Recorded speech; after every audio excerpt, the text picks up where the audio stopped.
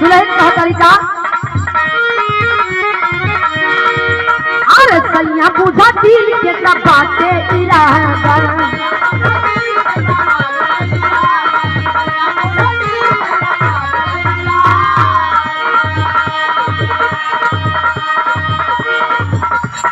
कहतानी कम बात बुझली हो दादा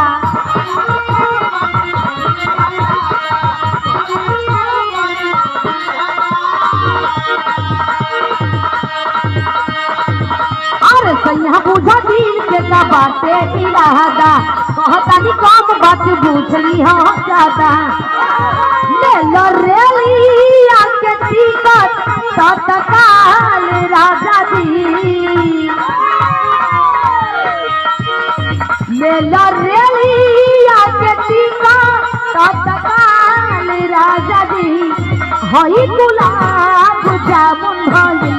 बाटकाल राजा जी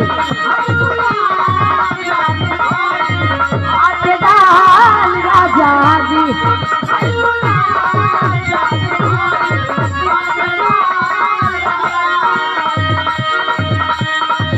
मेहरारू कहती है लगन का छेना तो बैजियान कर रहा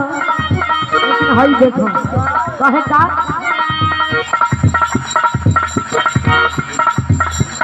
अच्छा प्रमोद प्रजापति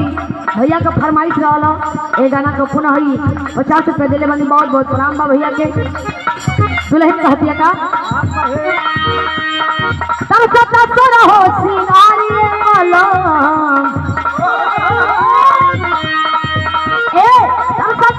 हो सिंगारी बला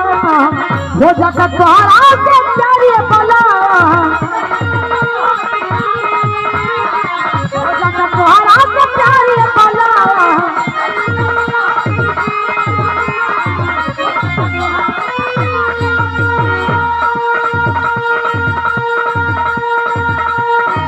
जब से घरवा में छोड़ हमके गइल बड़ा हो फूल गुलरी के हमारा लभाइल बड़ा हो